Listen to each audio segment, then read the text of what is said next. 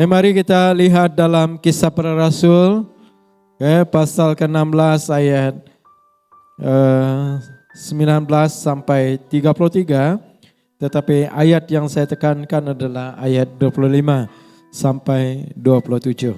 Tetapi lebih baik saya baca.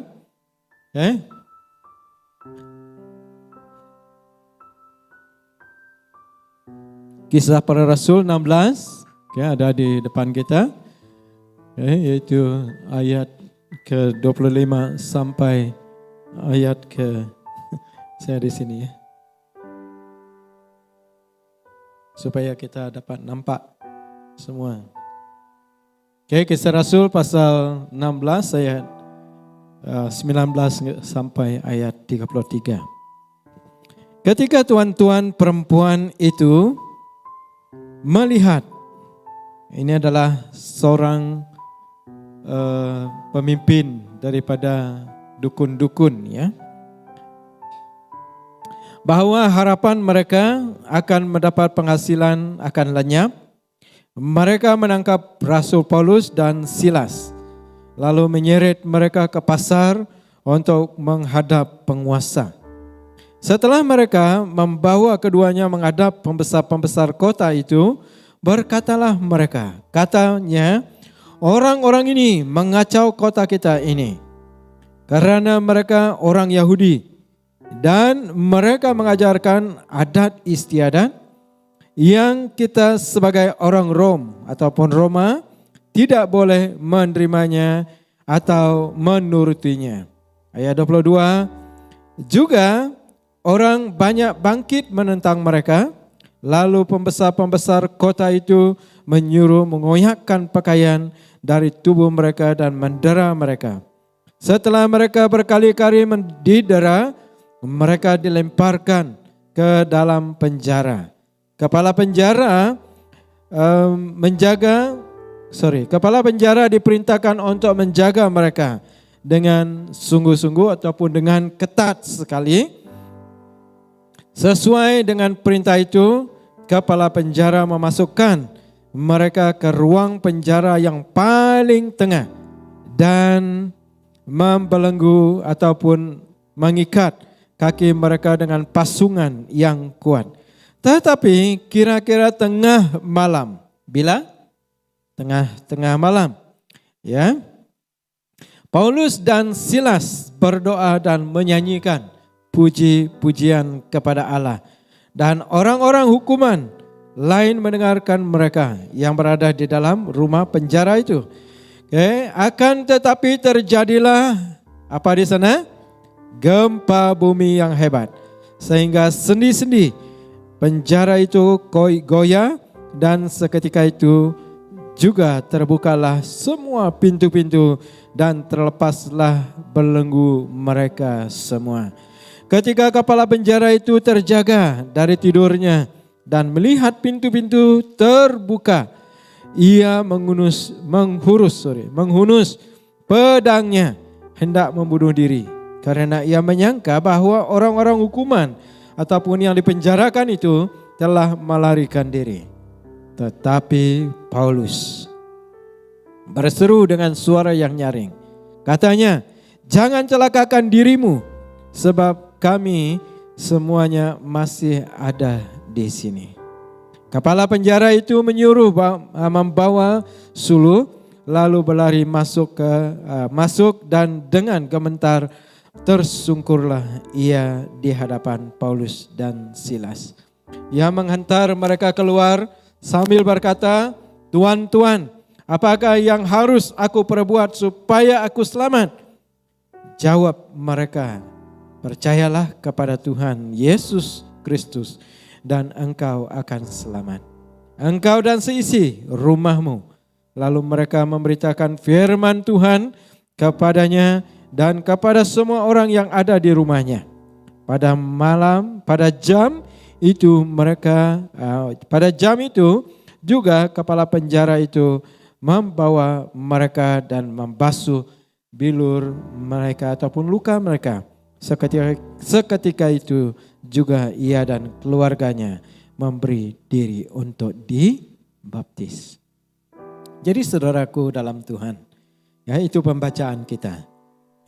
Jadi saudara, ya, jadi saya percaya bahwa setiap kita telah berkali-kali, mungkin beratus-ratus kali, beratus-ratus ataupun beribuan kali kita telah mendengarkan apa arti kata ataupun kata-kata yang mengatakan doa dan juga pujian. Sebab kita sendiri pernah berdoa, senantiasa berdoa. Kita empu kalau berdoa bersampai, kita empu kalau muji nyembah Tuhan, beribu-ribu kali. Jadi ratusan kali, beratus kali kita telah berdoa dan juga memuji Tuhan. Ini yang pasti kita telah memahami ataupun mengerti tentang apa doa dan pujian. Amin. Nah saudara, doa dan pujian yang berkenan di hadapan Tuhan pasti membawa keterobosan. Kalau doa itu dan pujian itu yang berkenan di hadapan Tuhan pasti akan terjadi keterobosan. Seperti yang akan saya huraikan nanti, apa yang terjadi dengan Paulus dan Silas. Keterobosan terjadi di dalam kehidupan mereka. Begitu juga dengan kita, saya harap kita selalu menerapkan, kita selalu melakukan doa di dalam kehidupan kita. Sebab doa adalah percakapan kita dengan Tuhan dan begitu juga Tuhan bercakap dengan kita. Kadang-kadang kita minta daripada Tuhan dan kita tidak pernah mungkin ataupun jarang sekali untuk mendengarkan firman Tuhan. Jadi masa doa ini adalah doa di mana kita duduk di hadapan Tuhan, berlutut di hadapannya, tersungkur di hadapannya, dan kita membawa hati, membawa pikiran, membawa seluruh kehidupan kita datang kepada Tuhan, menyerah, meminta dan sebagainya. Dan Tuhan juga akan berbicara kepada kita. Amin. Dan juga kita akan belajar apa yang Paulus dan Silas lakukan dalam perkara ini. Dalam berdoa dan juga dalam memuji, menyembah Tuhan. Nah, apa yang mereka perbuat semasa mereka berhadapan dengan kesulitan? Jadi ini adalah sesuatu yang sangat susah kita lakukan. Mungkin apabila kita senang, kita senang untuk berdoa. Kita senang untuk menyebut haleluya. Kita senang untuk menyembah memuji Tuhan. Tetapi jikalau kita seperti Paulus dan Silas, lihat apa yang terjadi dengan mereka. Mereka didera. Seduaya dijamah, diinsah. Dijamah, diinsah. Mereka didera oleh orang Roma. Dan lepas itu pakaian mereka dikoyakkan. Mereka ditangkap dan lepas itu mereka dilemparkan ke dalam penjara. Dan mereka diletakkan di tempat yang paling tengah. Kenapa? Supaya mereka tidak dapat lari. Supaya mereka tidak dapat melihat di luar. Sebab itu adalah tengah-tengah penjara itu. Dan bahkan apa yang terjadi? Kaki mereka diikat dengan kayu ataupun besi, mengikat kaki mereka supaya mereka tidak dapat bergerak. Dan bahkan saya percaya tangan mereka diikat. Apakah senang bagi kita kalau kita seperti mereka? Kamu bayangkan. Coba kita bayangkan diri kita sendiri seperti Paulus dengan Silas. Kita ditempatkan di tengah-tengah penjara. Tangan kita diikat, kaki kita diikat. Dan kita tidak dapat berhubung dengan orang lain. Tetapi saudara, apa yang mereka lakukan? Mereka hanya berdoa. Mereka hanya memuji, menyembah Tuhan. Saudara dalam Tuhan, apabila kita berhadapan dengan kesulitan, Apabila kita berhadapan dengan kemuskilan di dalam kehidupan kita. Apabila kita berhadapan dengan pencobaan di dalam kehidupan kita. Jalan yang terbaik untuk kita lakukan adalah berlutut di hadapan Tuhan. Dan menyanyi, memuji Tuhan. Jangan lari. Masalah akan mengejar kita. Persoalan hidup itu akan masih mengejar kita, menghantui kita. Tetapi kalau kita datang kepada Tuhan, Tuhan akan melakukan mujizatnya. Amin. Jadi saudara, dalam Tuhan, masalah dalam dunia ini tidak dapat kita hindari. Dan ingat, gereja tidak dapat menyelamatkan kita, membawa kita ke surga. Hanya yang dapat membawa kita ke surga adalah Tuhan Yesus. Di mana kamu berada, di mana kamu beribadah, itu tidak begitu penting. Yang penting adalah hati kamu sendiri. Di mana kamu mengatakan, oh saya tidak bertumbuh di tempat ini. Kamu pindah ke tempat lain. Kalau sikap kamu, hidup kamu masih seperti tidak mau berdoa, tidak mau beribadah, tidak mau komit di dalam pelayanan kamu, di surga pun kamu tidak dapat menyenangkan hati Tuhan. Sebab itu bukan hidup kamu. Dimanapun kamu beribadah, kalau kamu sungguh-sungguh beribadah kepada Tuhan, tidak kira di mana kamu beribadah. Di hutan kah? Di kampung kah? Di rumah panjang kah? Di pekan kah? Di bandar kah? Di gereja yang besar kah? Di gereja yang kecil kah? Di mana-mana Tuhan katakan, jika seorang dua yang memanggil namaku, saya akan hadir bersama dengan mereka. Amin. Bukan gereja yang membuat kita bertumbuh, but it is you yourself, yaitu kamu sendiri. Mau bertumbuh kah tidak? Jadi saudara, dalam Tuhan pertumbuhan iman bukan kepada orang lain, bukan kepada gereja, tetapi ia adalah pribadi kita sendiri. Kamu mau bertumbuh kah tidak? Itu saja. Yes, kalau kamu mau bertumbuh, komit kepada Tuhan. Amin. Jangan mempersalahkan gereja, jangan mempersalahkan orang. Kalau kita mau yang aman, paling aman di dalam menjadi gereja adalah dekat Kampung Lusut sana. Di sana ada gereja besar, berapa gereja, buah gereja yang besar sana. Gereja SIB ada, Anglican ada, RC pun ada di sana. Methodist pun ada, Baptist pun ada, yang Melayu pun ada, Bahai pun ada di sana, dan Dayak pun ada di sana. Wah, banyak gereja sana kan. Nah sana mereka, kamu tinjak mereka, kamu halau mereka, kamu teriak dengan mereka pun mereka tetap diam. Itu gereja yang paling aman. Tahukah gereja itu? Mana ada gereja itu sana? Itu kuburan lah. Kuburan. Itu gereja yang paling aman. Kalau sudah sampai di sana, itulah dia. Tetapi kita ada tempat yang kekal selama-lamanya. Bukan di sana ya, di surga. Amin. Haleluya. Jadi saudara, kita harus mempraktikkan gaya hidup ini. Doa, pujian, penyembahan. Sebab ini nanti kita akan lakukan di sana. Tidak ada yang lain kita buat. Kita tidak ada menanam sawit lagi. Tidak ada pekerjaan lagi. Tidak ada pelayanan lagi. Kita melayani hanya menyembah, memuji Tuhan. Berdoa, menyanyi, memuji, menyembah Tuhan. Bersama dengan berjuta-juta malaikat. Amin. Jadi saudara, dalam Tuhan semasa kita hidup, kita praktikkan hidup kita untuk melakukan perkara ini. Seperti yang saya katakan tadi, doa bukan suatu yang senang. Doa adalah suatu yang susah kita lakukan.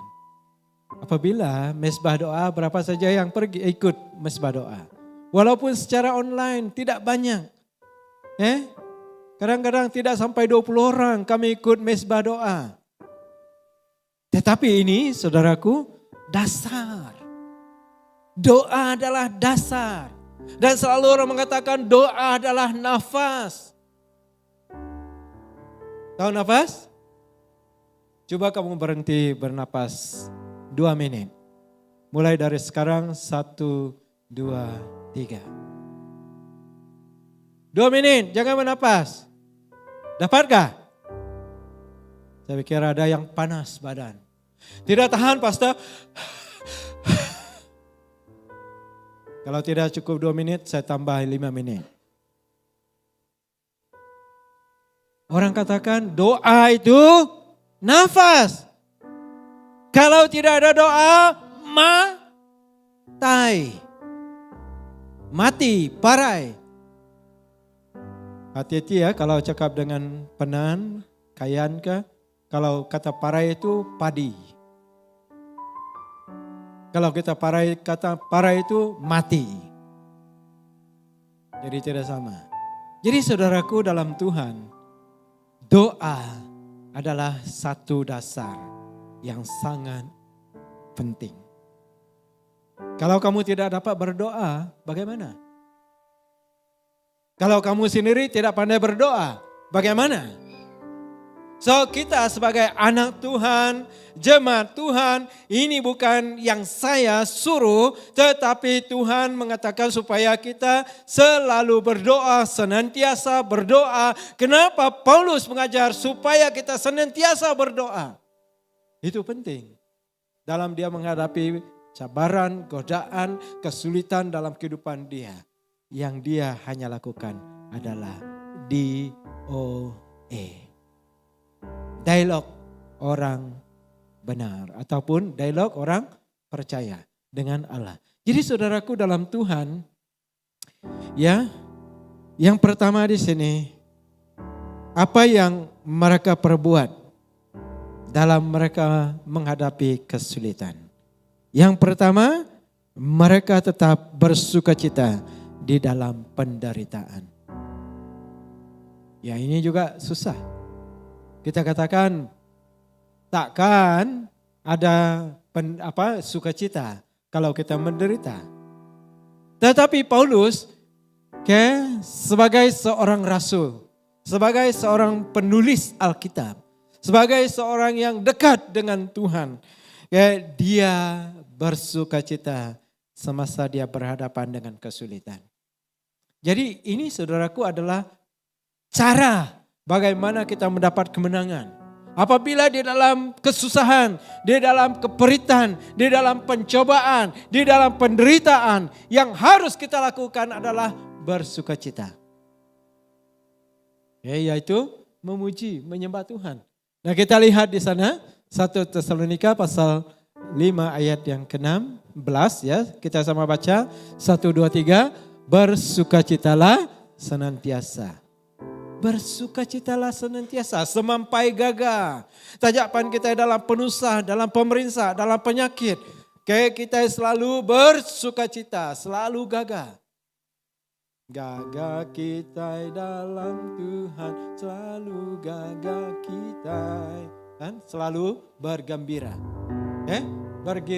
Bergembira senantiasa, bersukacita senantiasa. Dalam Filipi 2:17. Mari kita sama baca 1, 2, 3. Tetapi sekalipun darahku dicurahkan kepada korban dan ibadah imanmu, aku bersukacita dan aku bersukacita dengan kamu sekalian. Di sini Paulus mengatakan, walaupun sekalipun darah ia tercurah bagi kita. Bagi kita yang percaya, bagi kita sebagai murid Tuhan. Yesus ataupun Paulus darahnya dicurahkan oleh karena pemberitaan Injil. Oleh karena dia memberitakan Injil, dia ditangkap, dia disimpan di dalam penjara, dia disiksa, dia dianiaya, semuanya ada di sana. Karena siapa? Karena kita. Dan kita harus bersukacita bersama-sama. Dan Filipi di sini 4:4, bersukacitalah senantiasa dalam Tuhan. Rejoice in the Lord always. Selalu bersukacita di dalam Tuhan. Jangan muram, jangan muram. Jangan sedih, tetapi biarlah kita senantiasa bersukacita. Beritahu kepada kiri kanan kita, bersukacitalah senantiasa. Jangan murung-murung. Jangan sendirian-sendirian. Tetapi biarlah kita belajar untuk bersukacita. Sekali lagi, ku katakan, apa dia katakan? Bersukacitalah. Let us rejoice. Bersukacitalah senantiasa. Dan Matius 5:12, bersukacita dan bergembiralah karena upahmu besar di sorga. Sebab demikian juga telah dianiaya nabi-nabi yang sebelum kita. So, sebelum kita dianiaya, orang lain juga, nabi-nabi sebelum kita juga mereka dianiaya. Jadi saudaraku dalam Tuhan, apabila kita dianiaya oleh karena iman kita, oleh karena pengkabaran Injil kita harus bersukacita. Amin. Bersukacita. Sebab kenapa? Karena kamu terlibat dalam kesengsaraan Tuhan. Bukan kita minta, ya kita dianiaya, tidak.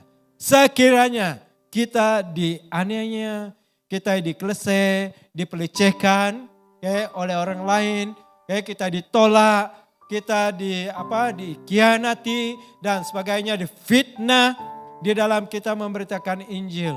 Tidak apa, kita harus bersukacita senantiasa, ya, supaya kita juga terlibat di dalam penderitaan yang Tuhan ataupun Paulus lakukan.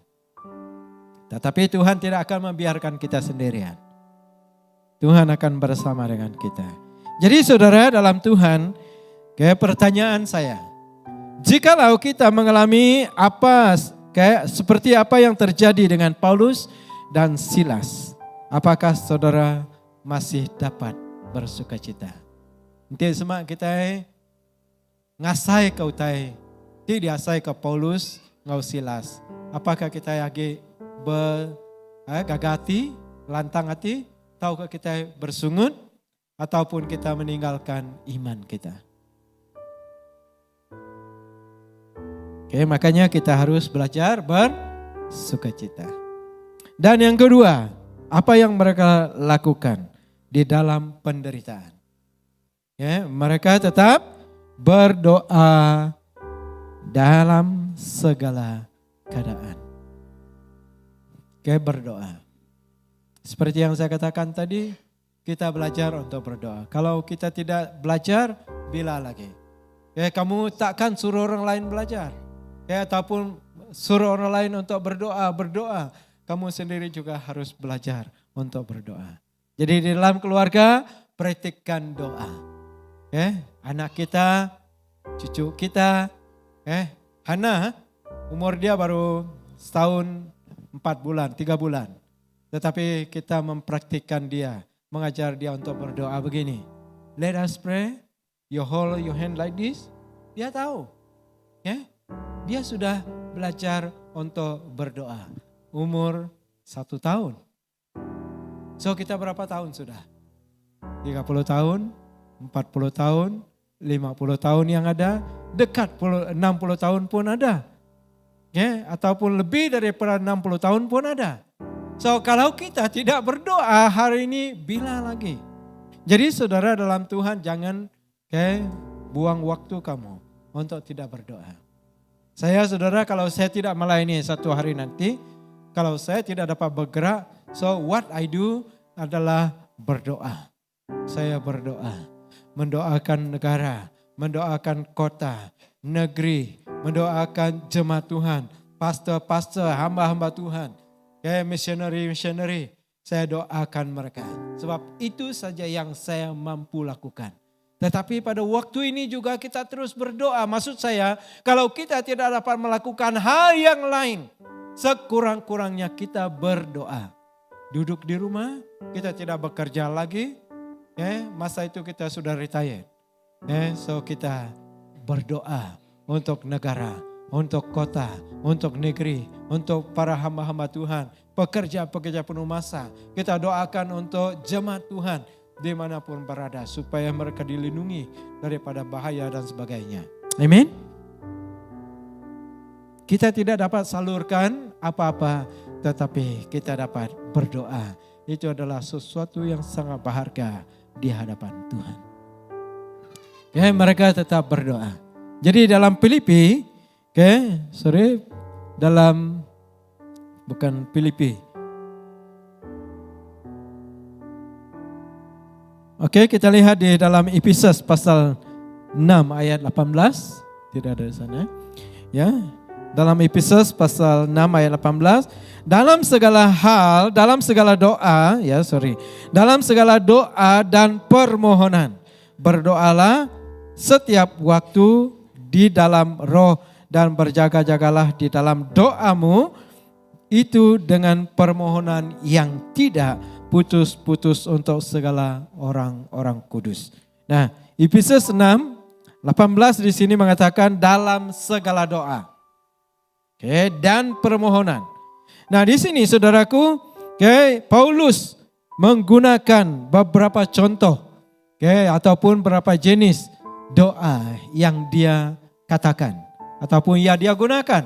Yang pertama adalah doa syukur. Sebut 1, 2, 3, doa syukur.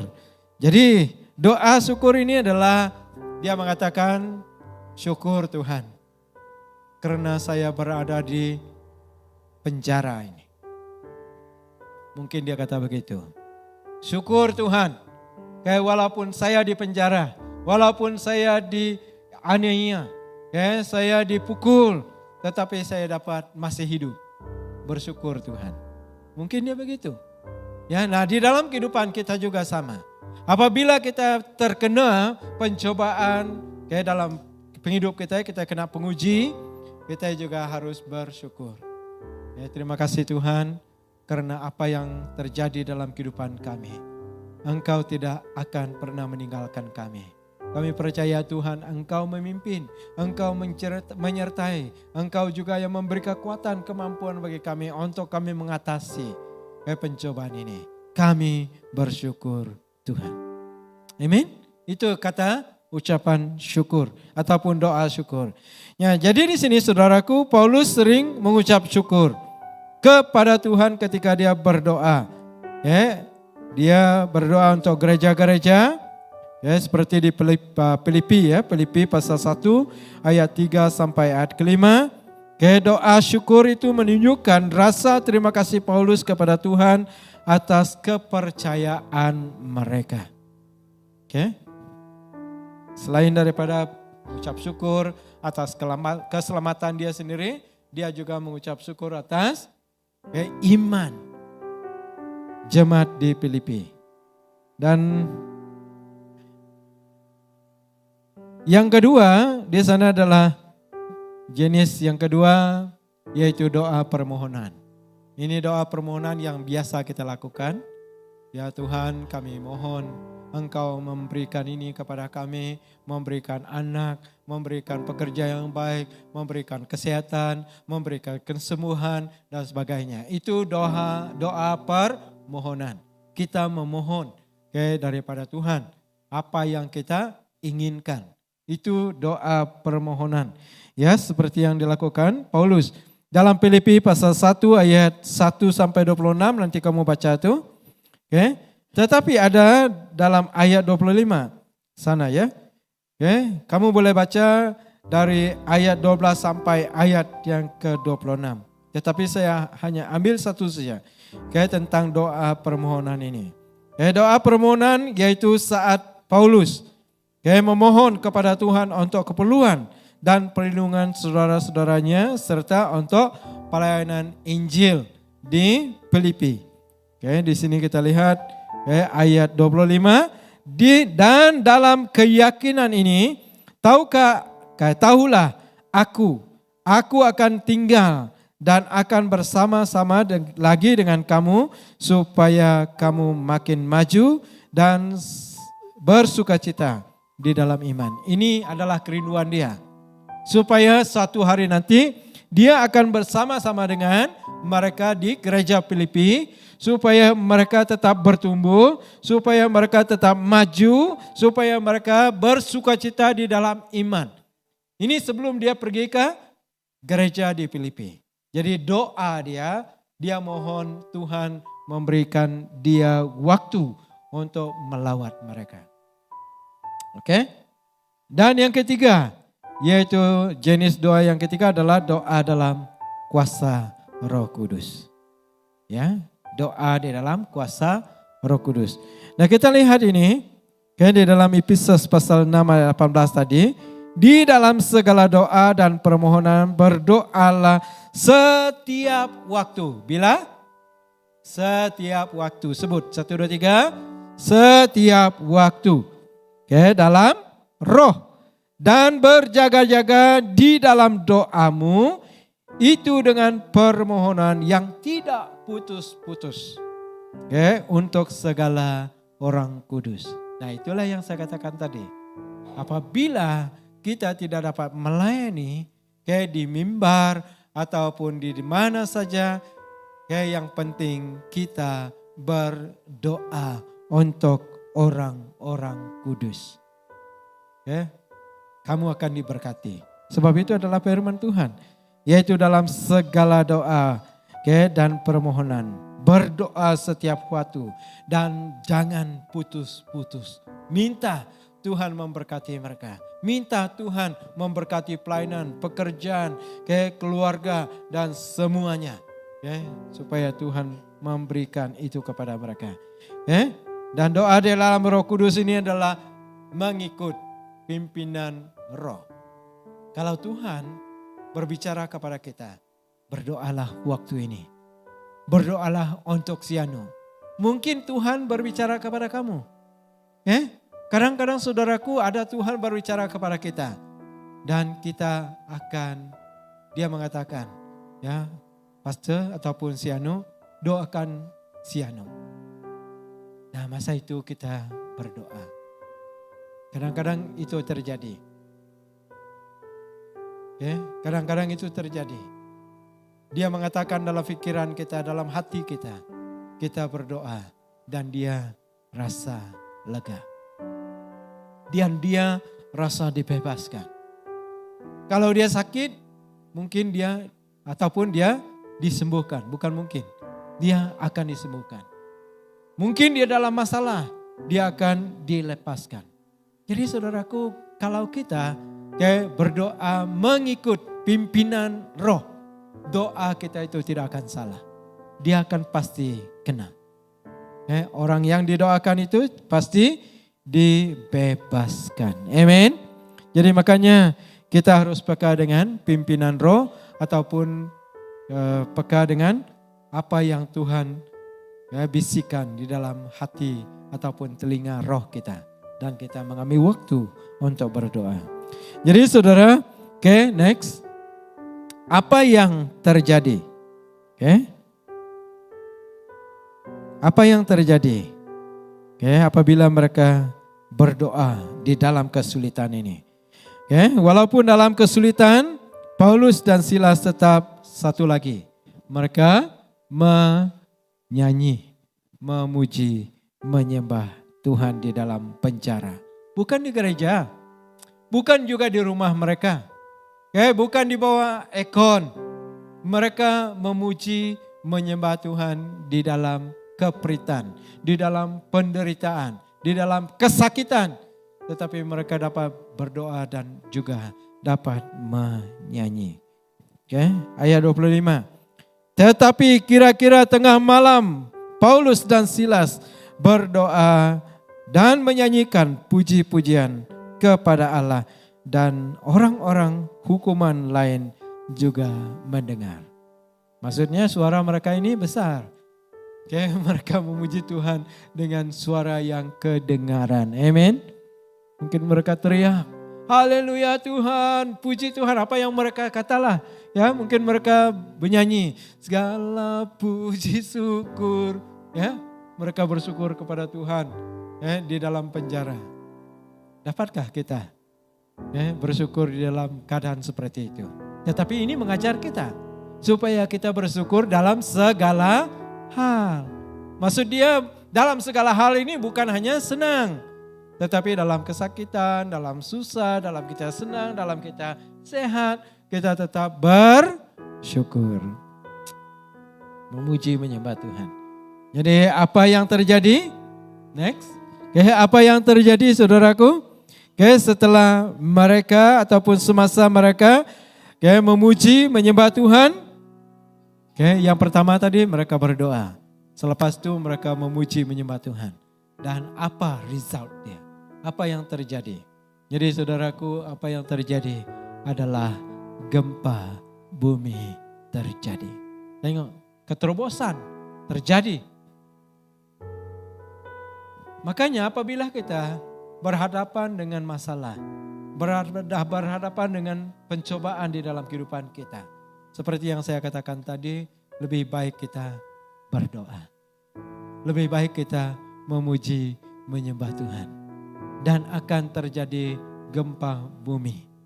Bukan gempa bumi yang seperti berlaku seperti semasa Paulus dan Silas. Tetapi biarlah kegerakan roh itu membebaskan kita. Amin. Daripada belenggu itu. Wah, setelah kita berdoa, setelah kita memuji Tuhan, wah, kita rasa dipulihkan. Kita rasa dibebaskan. Amin. Itu yang dikatakan di sini, gempa bumi terjadi. Jadi saudara, betul-betul terjadi masa itu, kita lihat 26. Akan tetapi terjadilah gempa bumi yang hebat sehingga sendi-sendi penjara itu goyah, dan seketika itu juga terbukalah semua pintu terbuka, dan bahkan mereka terlepas daripada belenggu mereka, yaitu mereka diikat, kaki mereka, tangan mereka diikat. Kayak penjara itu semua terbuka, pintu semua terbuka oleh karena keajaiban Tuhan. Nah di sini keterobosan terjadi. Apabila kita berdoa, menyanyi, memuji Tuhan, itu juga akan berlaku di dalam kehidupan kita. Segala apa yang mengikat kita, segala sesuatu yang kita kayak selama ini kita terikat dengan itu saudaraku, kita akan merasa bebas. Kita akan merasa dilepaskan. Kita merasa dipulihkan oleh Tuhan. Oke? Jangan kita bersungguh. Contoh dia, kita sakit. Semua kita yang sakit kan? Semua kita yang sakit, bukan semua kita sakit. Semua kita yang sakit. Mari kita terus berdoa, memuji, menyembah Tuhan. Terus langsung dalam kehidupan kita. Dengan kesakitan kita ataupun penyakit kita. Tinggi darah, kolesterol, kencing manis. Apalagi buah pinggang kita. Sakit lutut mungkin, sakit pinggang mungkin. Ayo, mari kita berdoa. Mari kita terus menyembah, memuji Tuhan.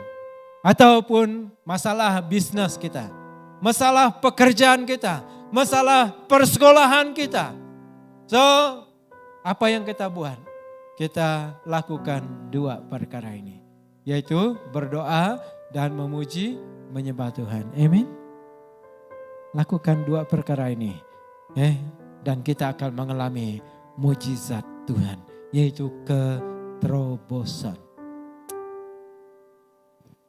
Kita praktikkan ya. Dan apa yang berlaku? Selain daripada gempa bumi, yang kedua, pintu-pintu penjara terbuka dan rantai yang mengikat mereka terputus. Luar biasa Tuhan kita. Ini impak daripada doa dan pujian. Nah begitu juga saudaraku dalam gereja. Apabila kita berdoa, waktu kita berdoa bersama-sama, kita berdoa bersama-sama. Waktu kita memuji menyembah Tuhan, seperti tadi, ayo mari kita sama-sama memuji, memuliakan Tuhan. Sebab di dalam pujian dan penyembahan, di dalam kita berdoa akan terjadi mujizat. Mungkin yang sakit terus disembuhkan. Yang ada masalah, sebelum dia datang ke gereja dia ada masalah. Tetapi apabila dia mengikut doa dan pujian nyanyian itu, dia terasa bebas, dia terasa lepas, tidak ada rasa sakit lagi. Itu adalah kuasa yang Tuhan berikan kepada kita di dalam pujian dan penyembahan. Jangan heran ya, ada masa orang menyembah memuji Tuhan. Mula-mula dia sakit, lutut dia, pinggang dia sakit. Tetapi apabila dia memuji menyembah Tuhan, dia melompat, dia menari memuji Tuhan. Sekali dia sembuh, saudaraku. Ada begitu. Dan ada juga orang yang mendengar pujian penyembahan. Mereka datang ke gereja, mereka datang kepada Tuhan melalui pujian penyembahan. So that's why kita yang memimpin harus memberi yang terbaik. Persiapkan hati untuk kita memimpin. Dan semua yang terlibat, music, backup singers, penari rebana, dan semua kita persiapkan hati kita untuk datang ke hadirat Tuhan. We all doing the best kepada Tuhan. Sebab melalui apa yang kita lakukan, Tuhan boleh bekerja. Amin. Tuhan boleh bekerja. Seperti yang saya katakan tadi, mungkin dia datang dalam kesakitan. Apabila dia datang, sungguh-sungguh memuji menyembah Tuhan, dia rasa lega dan dia rasa bebas. Wah, sembuh saya dari batuk, dari apa sajalah penyakit kita. Kalau kita sungguh-sungguh memuji menyembah Tuhan, juga Tuhan akan membuka pintu-pintu yang masih tertutup dalam hati kita. Kayak penyakit-penyakit yang masih mengikat kita. Dia seperti pintu ini, saudaraku, dia akan lepas. Rantai-rantai penyakit yang mengikat kita. Belenggu-belenggu dosa yang mengikat kita, saudaraku. Ataupun tabiat-tabiat yang tidak baik mengikat kita. Apabila kita memuji, menyembah Tuhan, dan apabila kita berdoa, kita akan terlepas. Amin. So makanya apabila kita memuji Tuhan, berdoa itu, kita berdoa dengan sungguh-sungguh. Anak buah saya bernama Dominic, baru 1 tahun 2 bulan. Masuk ICU berapa minggu. Kami 2 ibu itu hari, istri saya, bukan ibu saya. Ibu mereka, istri kepada saya. Kami 2 pergi ke sana mendoakan cousin saya ini. Walaupun dia kecil tetapi dia memang pangkat saya punya cousin. Kami doakan dia, sekarang dia sudah keluar dari hospital di Bintulu. Hanya kita doakan dia belum dapat bercakap. Memang dia belum lagi dapat bercakap, hanya 1 tahun 3 bulan umur dia. Dan dia masih belum dapat menyusu, kita doakan dia. Tetapi dia sudah keluar dari hospital, maksudnya dia sudah keluar dari ICU. Masa kami 3 hari yang bermalam Ineca di Bintulu. Dan tadi kami bersampi, dia terus bagus dan pergi ke ward biasa. Dan baru beberapa hari ini dia keluar dari ward. Kita doakan supaya dia disembuhkan. Amin. Tidak ada mustahil kan? Daripada doa ini, nah itulah yang berlaku. Penyakit akan dibebaskan. Segala dosa kita, belenggu dosa kita akan diputuskan. Amin. Haleluya. Dan yang ketiga, kepala penjara dan keluarganya menerima Yesus. Ini keajaiban yang luar biasa. Sehingga kepala penjara dan keluarganya menerima Tuhan dan mereka dibaptis. Ini melalui pujian, melalui doa, saudaraku. Jadi pada keluarga kita yang belum mengenal Tuhan dalam kehidupan mereka, doakan mereka. Masa kita berdoa sambil kita menyanyi, berdoa, bernyanyi, saudaraku, kita angkatkan nama-nama mereka. Ini saya maksudkan doa keluarga kita. ataupun doa pribadi saudara. Jangan tinggalkan keluarga kita yang belum mengenal Tuhan. Kasihan mereka. Seperti yang saya katakan selalu saudaraku, orang yang tidak ada Yesus di dalam kehidupan mereka, mereka tidak akan pergi ke surga.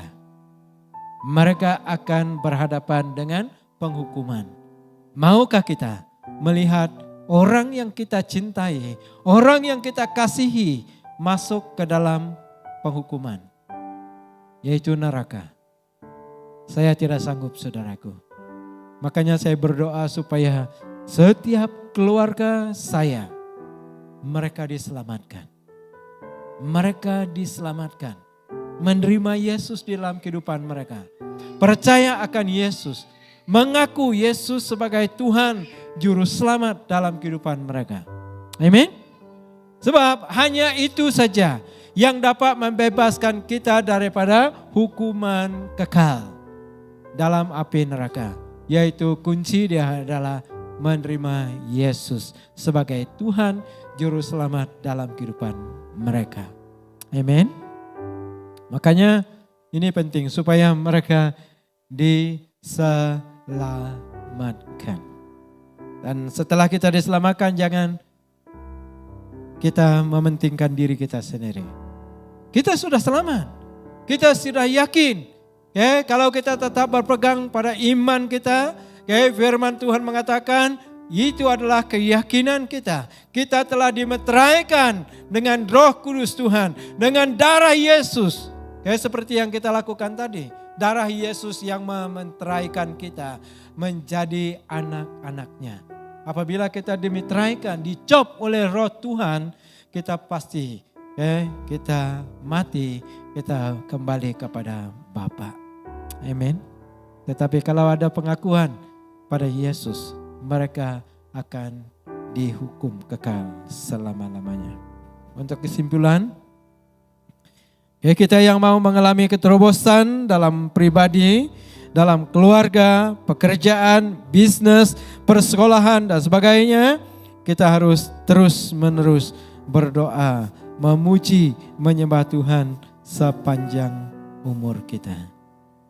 Sekian, mari kita berdiri, kita nyanyikan lagu tadi satu-satunya. Buat Ajing, bawa kita dalam lagu ini dan yes.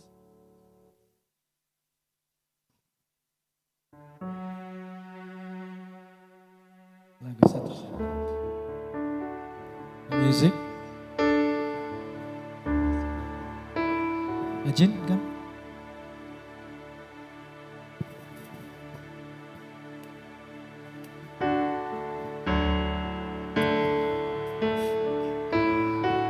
Haleluya, kita nyanyikan lagu ini seperti doa kita.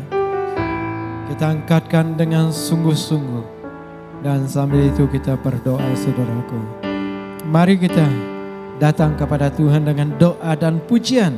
Nyanyian kita kepada Dia. Supaya kita yang sakit kita disembuhkan.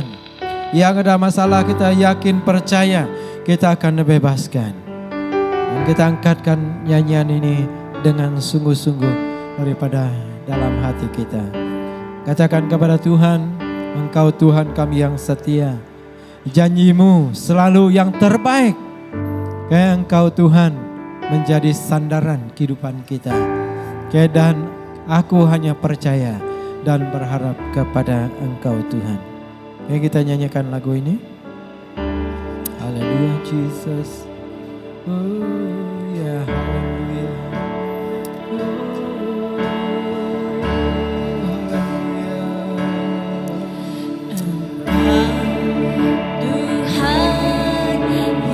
Setia, janjimu selalu yang terbaik. Engkau Tuhan sandaran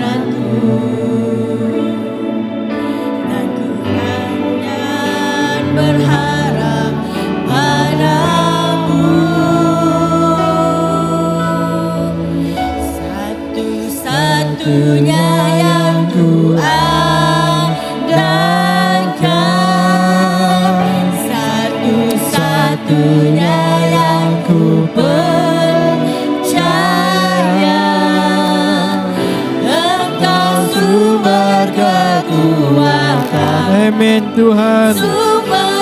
Engkau sumber kekuatan bagi kami. Sumber kedamaian, satu-satunya ku andalkan. Andalkan, satu-satunya yang ku percaya. Engkau Tuhan memberkati. Amin. Tuhan penyembuhku, Tuhan pemulihku. Kita nyanyikan sekali lagi dari mula.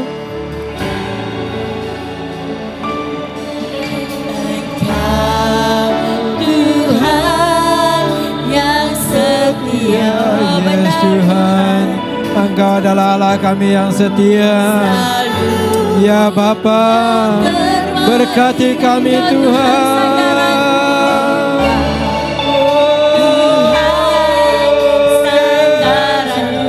Ya Tuhan, Aku hanya kan berharap padamu. Oh, mari kita katakan satu-satunya yang ku andalkan, yang ku andalkan,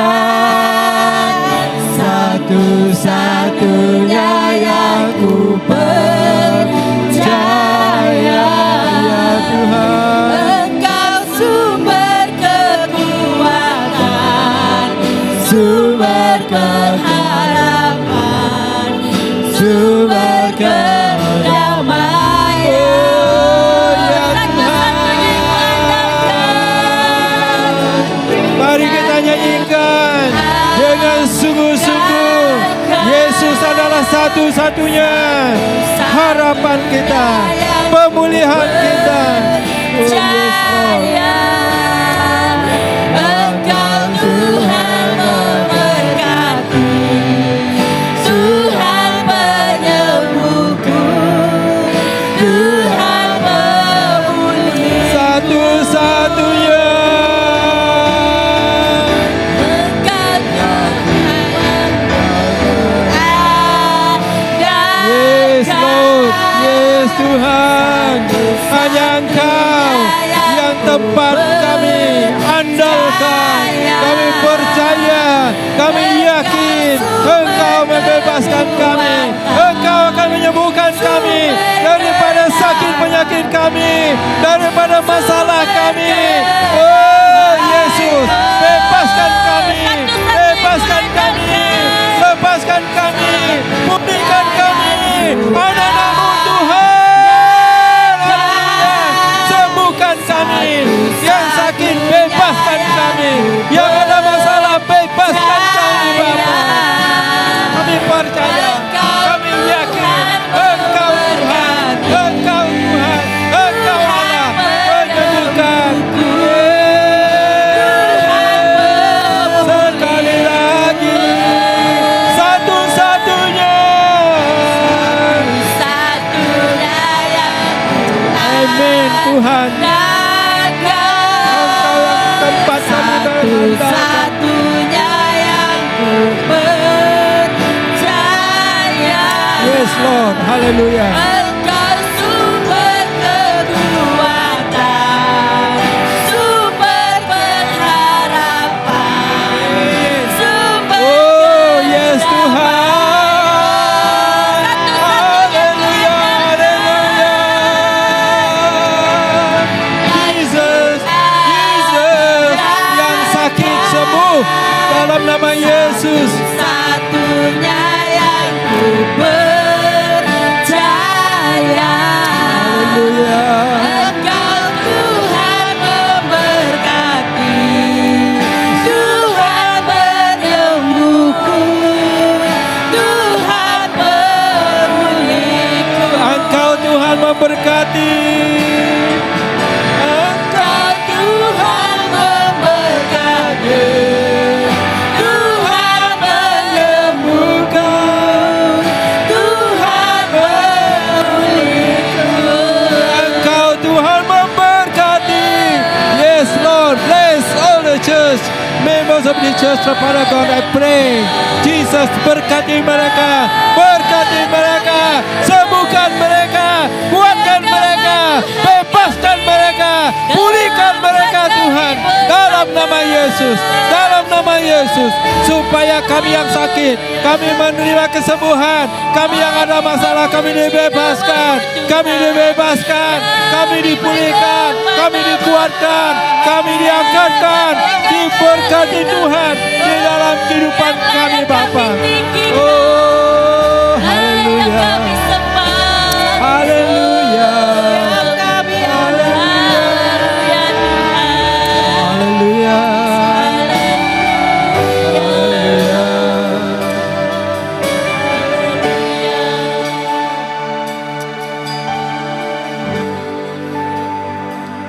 Engkau Tuhan yang berkati, Tuhan penyembuhku, Tuhan pemulihku. Sekali lagi, Engkau Tuhan berkati, Tuhan penyembuhku, Tuhan pemulihku. Sekali lagi, Engkau Tuhan memberkati, Tuhan penyembuhku, Tuhan pemulihku. beri kemuliaan bagi Tuhan. Haleluya. Haleluya Jesus. Tuhan akan memberkati engkau. Tuhan akan menyembuhkan kita. Tuhan akan memulihkan setiap keluarga dan pribadi kita. Jesus, we claim your word. We claim your word in the name of Jesus. Oh, awakah Tuhan kiranya terjadi firman-Mu dalam kehidupan kami. Terima kasih Tuhan.